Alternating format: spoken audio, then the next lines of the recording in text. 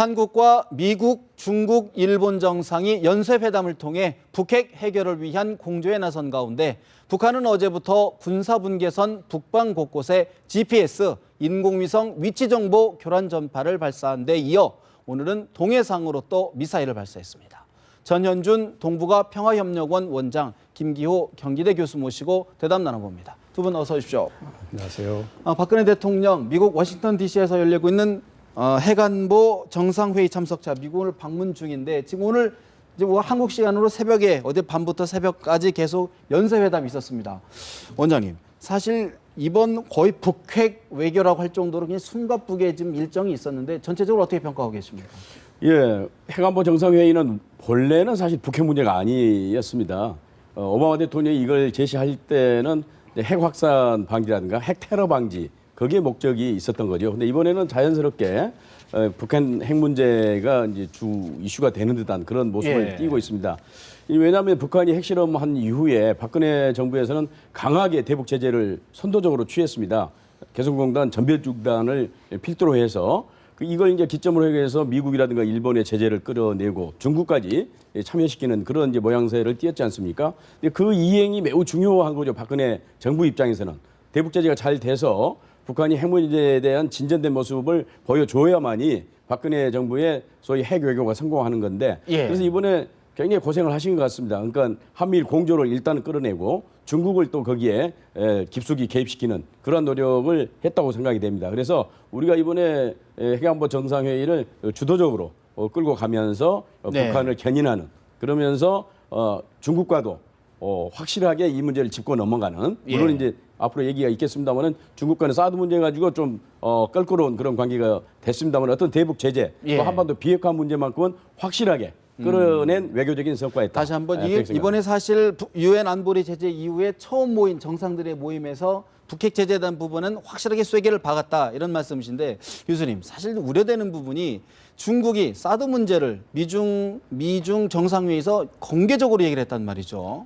그렇죠. 우리가 볼 때는 미국의 그 사드에 있는 엑스밴드 레이더가 중국 전체를 감시하기 때문에 중국이 가지고 있는 미국을 향하는 핵 ICBM이 발사 단계에서도 보면은 속도라든지 궤도, 고각을 알기 때문에 약 30분이 넘어가기 때문에 태평양성에 요격하기가 용이하거든요. 그러니까 무용지물이 되니까 그렇다고 보는 건데 사실은 사드에 있는 레이더 말고도 정찰 위성, 첩보 위성, KH-11, 12 중국을 사실은 다 보고 있습니다. 실제는 중국이 두려워하는 것은 미국의 해양 세력의 파워를 한국이 완충 공간이니까 어느 정도 막아주는 면이 있었거든요.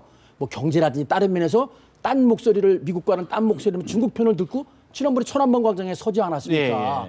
근데 이제 만약에 사드가 들어오면 완전히 MD 체제의 환국이 편입되는 거 아니냐? 하는 우려를. 그러면 완전히 한미일 호주가 대중국 포위망을 형성하게 된다는 거기에 대한 우려 때문에 중국이 저렇게 그냥 강하게 나오는 것입니다. 그렇게 되면 이제 완전히 북한도 저렇게 가끔씩 중국말 안 듣죠. 한국마저 완전히 미국 편으로 돌아서면은 한미일 연대가 굳어지면은 중국으로서는 정말 점점 신용 대국으로 한번 나가려고 그러는데 거기 압박을 받는 거죠. 결국은 우리 외교가 가야 될 길이 굉장히 좀 험난해지는 것 아니냐는 우려가 나올 수밖에 없는데 오늘 박 대통령 사실은 이제 외신 인터뷰에서 통일을 위한 초석을 놓겠다 이런 말씀을 하셨어요. 어떤 의미로 봐야 될까요? 대통령께서 계속 주장하는 게 이제 물론 한반도 신뢰 프로세스를 포함해서 드레스덴 선언이라든가 한반도 문제의 주도권을 이제 잡겠다는 그런 말씀인 것 같고 사실 그동안에 이제 핵 문제 때문에 남북 관계가 답보 상태를 면치 못하지 않았습니까? 그래서 만약 이번 대북 제재가 성공적으로 되어서 북한이 핵 문제에 대해서 진전된 입장을 갖고 나오게 된다고 한다면 이후부터는 통일 문제에 좀 동력이 이루어지지 않겠습니까?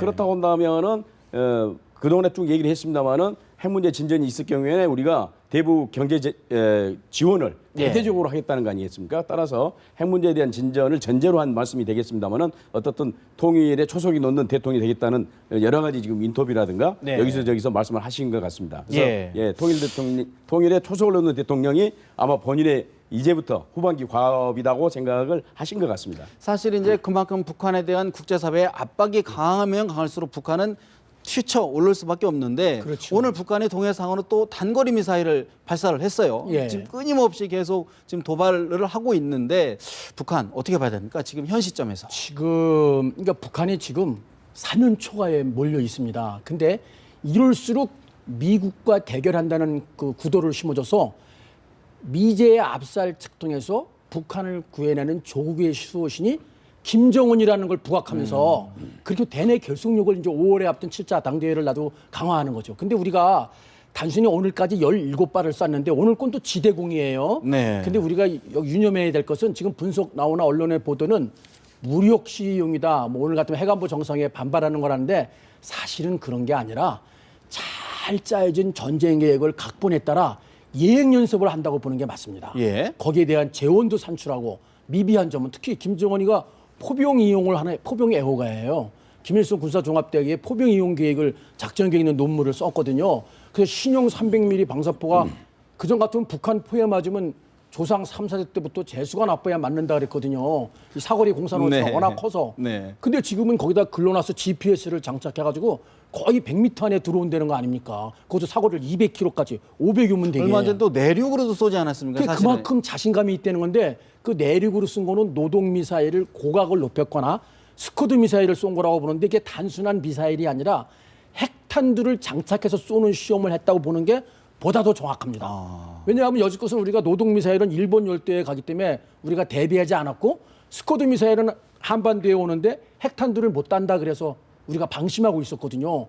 근데 이젠 그것까지 소형화했다 그러면서 실험하는 단계까지 온다 그러면 저희가 철저히 대비해야 될 것 같습니다. 그러면 같은 측면에서 어제 오후에 이제 사실 우리 국민들 많이 놀라셨을 텐데 네. GPS가 교란됐다. 지금 네. 수도권에서 뭐 지금 혼란이 있었지 네, 않습니까? 네. 동해안 쪽하고 어떤 맥락으로 좀 봐야 될까요? 그 부분은. 그러니까 이제 지금은 우리가 한미연합 합동훈련 독수리 연습을 하고 미국의 전략 장비가 많이 있지 않습니까? 예. 해관보 회의도 하고 그러니까 주체를 알 수 없는 지난번에 천안함 폭침이라든지 그다음에 뭐 해킹한다든가 예. 이번에 GPS 교란. GPS가 위성에서 전파 교란을 해가지고 우리 GPS를 장비가 교란을 받게 하는 거 아닙니까? 비행기라든지 그렇습니다. 함정, 선박, 심지어 휴대전화 기지국까지 지금 동해안에 어선들 70척이 지금 조업 발이 못하고 묶였다는. 돌아온다고 발이 묶였다고 네. 그러지 않습니까? 항법 장치. 지금 우리 비행기는 다행히 GPS를 끄고 관성 항법 장치를 유지하면 되거든요. 2012년에 보면 뭐 항공기가 무려 1016대, 뭐 선박이 217척, 어선이 36척이나 받았다니까 이건 앞으로 계속 올 것 같고요. 앞으로 전쟁 시대에서 전자장비에 의해서 미사일이 날아가거나 그럴 때 GPS 교란을 하면 여기로 맞추기가 엉뚱한 데 가서 맞는 겁니다. 그러니까 이거 철저히 우리가 대비를 해야 될 것 같습니다. 사실 국민들 입장에서는 불안할 수밖에 없어요. 이런 도발 또 지금 정부에서는 사이버 테러에 대한 그 경각심을 굉장히 높이고 있는데 어느 정도로 우리가 좀 대비를 좀 해야 될까요? 이런 부분들 정말 예상치 못하는 도발들. 예, GPS 도발이나 사이버 테러에 대한 그 대비는 충분히 하면 할수록 좋은 거겠죠. 특히 사이버 테러는 이게 이제 2003년도부터 계속해서 나온 거 아니겠습니까? 예. 심지어 은행이라든가 핵시설까지도 우리 핵발전소까지 뭐 청와대 국방부 말할 것도 없이 이런 해킹이 계속된다고 하는 것은 전자장비를 무력화시켜서 초전에 그러니까 전쟁을 해보기도 전에 자기들이 우위를 점유를 해서 무력화시킨다고 하는 그런 전략 아니겠습니까? 예. 그렇다고 한다면은 이건 심각한 거거든요. 그러니까 모든 전쟁 네. 전쟁이라고 하는 것이 이제 포가 뭐 사격이 된다든가 또는 뭐 육군이 직접적인 접전을 벌린다든가 이런 게 이제 전쟁 개념인데 사이버 전쟁이라고 하는 것은 그런 것이 아니고 가상의 현실에서 전쟁이 벌어져 가지고 초전에 승부가 나버린다고 하는 거 아니겠습니까? 예. 그렇다고 한다면 여기에 대한 우리의 대비를 충분히 하면 할수록 우리의 전쟁에 대한 승리 가능성이 훨씬 높아진다는 높아진다. 의미가 되겠습니다. 김 교수님 또 하나 지금 북한군이 우리 이제 군과 대추지 이제 비무장지대에서 GOP 초소를 들렸다. 이건 어떤 의미인가요? 절 이해가 안 가는데. 정확히 말씀드리면 우리 남과 북이 비무장지대를 중앙군사복용사용으로 각각 북으로 2km, 남으로 2km 떨어져 있죠. 4km에 이격하게 돼 있는데 남과 북이 지형을 따라 서로 유리하게 올라와서 어디는 한 3km, 어디는 가까운 데 더 가깝게 돼 있습니다. 그 안에 우리는 GP라는 초소를 운영하고 있고요. 네. 북한군은 경계 초소를 운영하고 있습니다.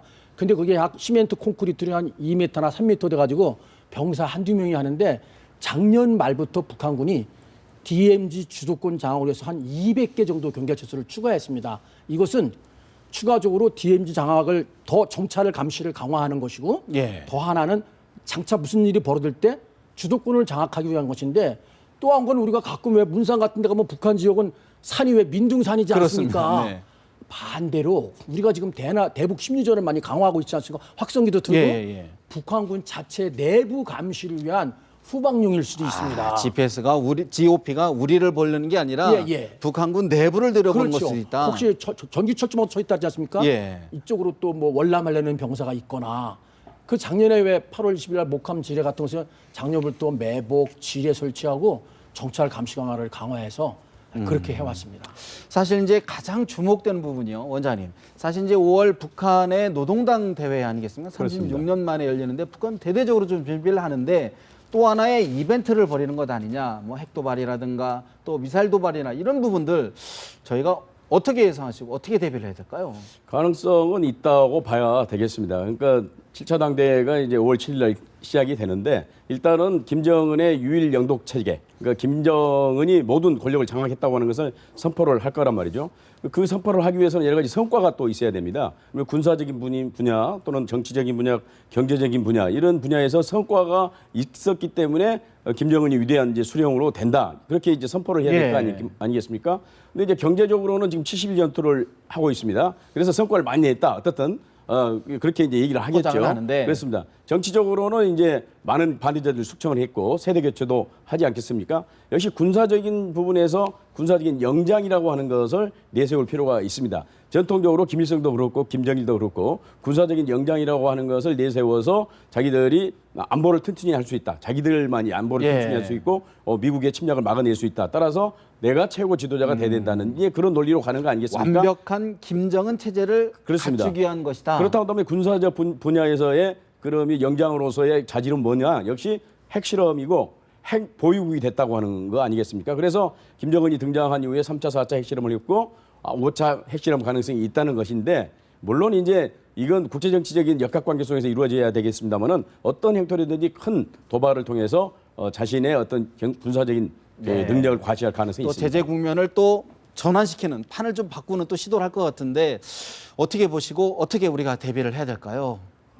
북한은 하여간 5월 당대회까지는 제재 국면을 회피한다는 것은 지금 제2권한의 행군을 강조한다지 않습니까? 평양시민에 1kg씩 쌀도 걷는다 그리고 더욱더 내핍 생활과 결속을 강조하면서 이 저항하는 모습을 보일 것 같아요. 국제사회가 아무리 우리를 제재해도 우리는 김정은 원수님의 지도하에 똘똘 뭉친다. 똘똘 뭉쳐서 끝까지 나간다. 그러면서 김정은 원수의 권력을 더욱더 강화하는 방향으로 갈 겁니다. 이제는 명실공히 아버지의 후광에서 벗어나 김정은 시대가 왔다는 걸 선포. 이거 왜냐하면은 2010년 9월 달에 당 규약을 개정해가지고 당 대회는 정기적으로 개최 안 하도록 했어요. 당 중앙위원회에서 6개월 전에 개최한다고 의결하면 하는 건데 이거 김정일 시대 17년 동안 한 번도 안 했거든요. 1980년 6월 이후에 지금 36년 만에 개최한다는 건 그만큼 자신이 있다는 거예요. 권력에. 그걸 한번 보여줘서 이제는 내 아버지, 할아버지 그늘이 아니라 나 스스로 우뚝 섰다. 그런 걸 만방에 과시하려는 거죠. 네. 사실 김정은 참 불안하지 않습니까? 불안한 리더십. 그런데 자기 통치 리더십까지 또 화끈하게 한다면 또 어떤 도발을 해야 될지 우리 국민들 걱정이 아닌데 우리 국민들이 오히려 똘똘 더 뭉쳐야 되지 않을까 싶습니다. 그럼요. 두 분 말씀 여기까지 듣겠습니다. 고맙습니다. 네.